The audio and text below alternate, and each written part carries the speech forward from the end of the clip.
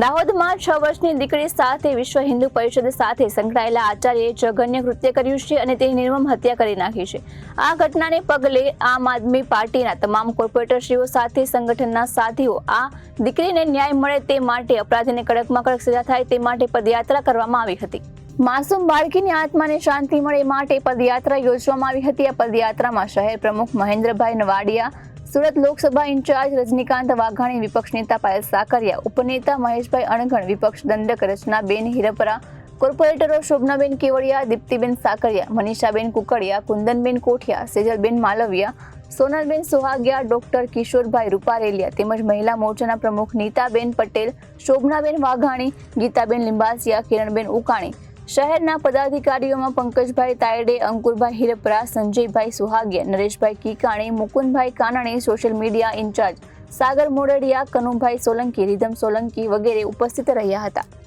જી, આજે આમ આદમી પાર્ટી સુરત શહેરના સંગઠન સાથે અને તમામ નગરસેવકોની સાથે અમે અહીંયા પાલિકાની આવતી વખતે અમે પદયાત્રાનું આયોજન કર્યું હતું કે જેમાં દાહોદની અંદર જે ઘટના બની છે, આપણને ખબર છે કે નાની એવી માસૂમ દીકરી જે 6 વર્ષની છે એમની સાથે રેપ થાય છે, એમની હત્યા થઈ જાય છે। તો આ બાબતે એમને શ્રદ્ધાંજલિ મળે, એના પરિવારોને ન્યાય મળે અને જે હત્યારા છે, જે બળાત્કારી છે, એમને ફાંસીની સજા મળે એની માંગ સાથે અમે પદયાત્રા કાઢી હતી। સાથે સાથે અમે એ પણ માંગ કરીએ છીએ કે ભારતીય જનતા પાર્ટી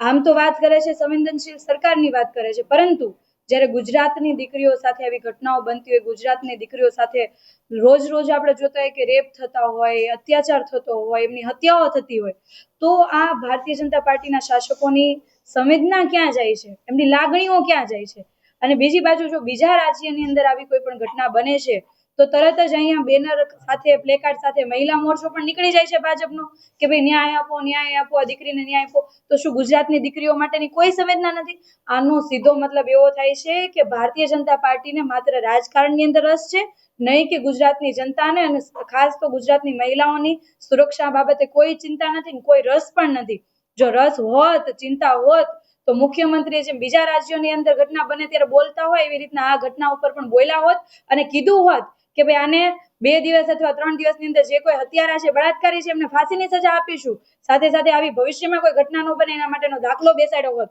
ચાલો એનાથી દાખલો નથી બેસાડી શકાયો તો કંઈ નહીં, પરંતુ એને શ્રદ્ધાંજલિ તો આપી શક્યા હોત, પરંતુ મુખ્યમંત્રી કે ગૃહમંત્રી કોઈ આ બાબતે ચર્ચા કરવા તૈયાર નથી, કારણ કે એમને ખબર છે કે એ લોકો માત્ર રાજકારણ કરવા આવ્યા છે, એમને મહિલાઓની સુરક્ષા સાથે કાંઈ લેવા દેવા નથી। અમદાવાદની અંદર ઘટના બની, સુરેન્દ્રનગરની અંદર 2 દિવસ પહેલા 5 વર્ષની બાળકી સાથે એનો રેપ થયો, અમદાવાદમાં ખુલ્લેઆમ દારૂ પીતા હતા લોકોએ, જ્યારે સોસાયટી ભેગી થઈને એમને કાઢ્યા તો તલવારો લઈને હુમલા કરે છે, તલવારો લઈને બધાને ડરાવવાનો પ્રયાસ કરે છે। તો આ સમયે ગૃહમંત્રી ક્યાં જાય છે? અમે એવી માંગણી કરીએ છીએ કે ગૃહમંત્રીને રાજીનામું આપી દેવું જોઈએ જો મહિલાઓની સુરક્ષા ના થતી હોય તો, અને મુખ્યમંત્રી આ બાબતે મૌન તોડવું જોઈએ।